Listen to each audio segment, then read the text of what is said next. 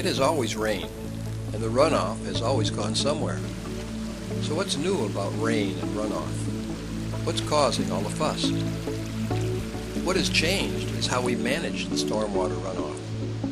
We have to be concerned about removing or reducing pollutants entering our waterways, and we have to manage our facilities so we comply with the federal and state clean water regulations.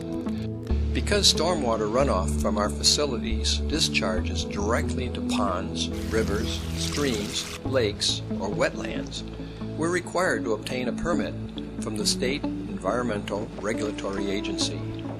In Michigan, this agency is the Department of Natural Resources and Environment. This permit requires us to inspect, monitor, and report our activities to the state, and to show continuing improvement in meeting the goals established in our individual management plans.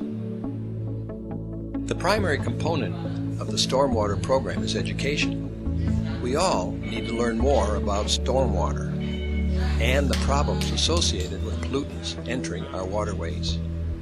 We have to educate our contractors and vendors, and we have to provide information to the public in general.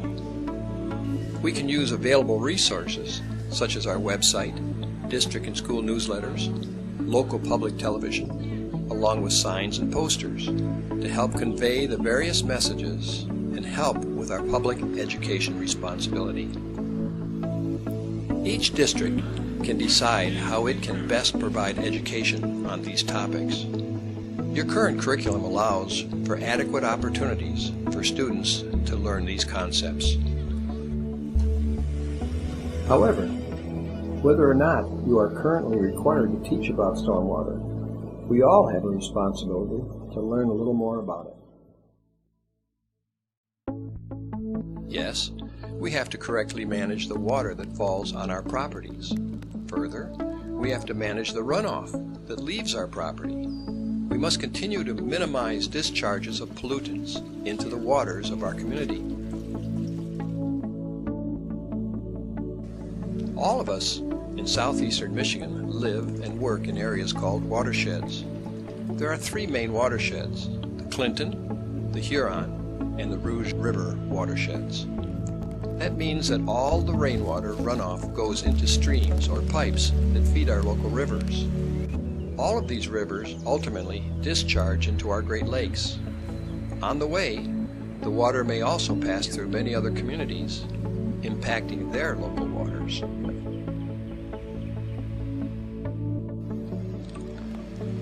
We use these rivers and bodies of water in a variety of ways. We drink from, swim in, boat on, and fish in our watershed.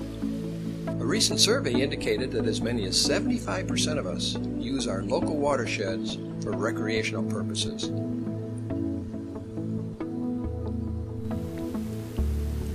Most of the drinking water in southeastern Michigan is drawn from the Detroit River, the Huron River, Lake Huron, or Lake Erie. Consequently, any chemicals or other pollutants we allow into the water end up right back into the source of our drinking water. Unfortunately, we manage to put a lot of harmful materials into the watershed without even realizing it. While individually we may do little harm, there are more than 4.9 million people in southeast Michigan, and our combined actions quickly add up. We treat the water that goes down our indoor waste pipes. However, the water that runs down the gutters or across our parking lots or into our storm drains goes straight to the watershed untreated. So let's think about this. When rain falls on pervious surfaces like lawns, fields, or woodland areas, the majority is either absorbed into the ground or evaporates into the air. On the other hand, rain falling on impervious or hard surfaces, such as streets or parking lots, runs off fast, not allowing it to naturally absorb into the ground or evaporate. Consequently, it takes with it residues such as oil and coolants from a leaking car, excess salt on driveways, soap, dirt, and grime from car washing, along with other materials discharged on these surfaces. So, any stormwater that falls can pick up harmful materials and carry them to our local streams, lakes, rivers, and our protected wetlands. Pouring any household chemical down a storm drain is detrimental.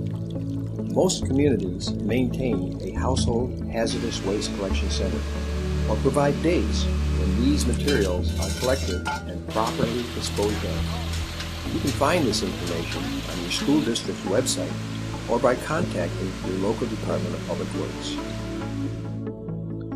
Part of our responsibility under the Federal Clean Water Act is to educate the public.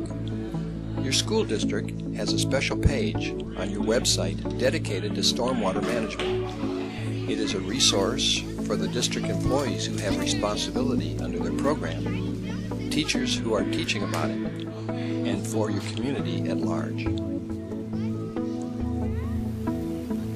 The website also lists the 24-hour environmental hotline phone number so people can report illicit discharges.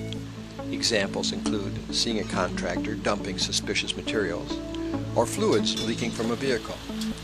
There is more information about this on the website, as well as the topics we have discussed.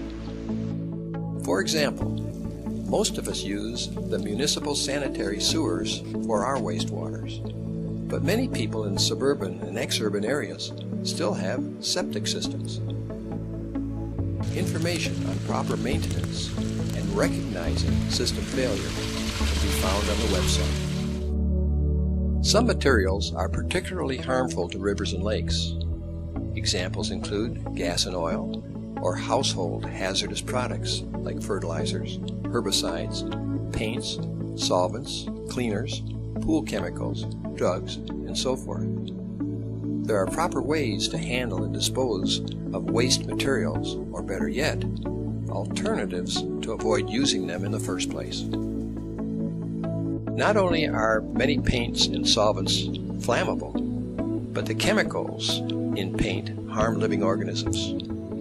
Contaminated lakes aren't fun to fish in, and they're dangerous to swim in. If there's just a little paint at the bottom of a can, let it evaporate, put the cover on the container, and put it in the trash. If you have a large amount of paint, it can be dropped off at a local hazardous waste disposal facility. Always wash your paintbrushes in the sink. Sweeping your driveway instead of hosing it down helps prevent pollutants from running off into storm drains. When we put anything on our lawns, rainwater can carry any excess into the storm drains. Fertilizers are a big problem. Most people use too much, and the wrong kind. Fertilizers in lakes encourage the growth of algae and other harmful water plants. These plants can make swimming unpleasant, boating gets more difficult, and fertilizer in groundwater can cause cancer, miscarriages, and birth defects as well. Instead, get your soil tested and only apply the proper type and quantity of fertilizer your yard needs. Some communities have banned fertilizers containing phosphorus altogether. Herbicides can kill the plants that water insects and fish eat. Consider hand weeding and never put leftover herbicides down the drain or in the trash. Gas and oil gets in the water when rain washes it off the roads and driveways. Fixing leaking vehicles and equipment helps. Use absorbent materials like kitty litter to clean up fluid. Sweep up the dry material and dispose of it properly. Salt is another major problem and can be significantly reduced by mixing it with sand and using only the bare minimum necessary. Keep salt stored and covered in sealed containers to avoid contaminating runoff. In addition to educating our students and our community about the watershed and how to keep it clean, certain school personnel will also have some specific responsibilities under this program. Each group will receive the required training as the program continues to develop. By not only teaching, but by doing, each of us can make a big difference at work and at home. We can either become part of the solution or remain part of the problem. With a little thought, we can make these small changes and give ourselves cleaner water, a better environment, and a healthier, more enjoyable community.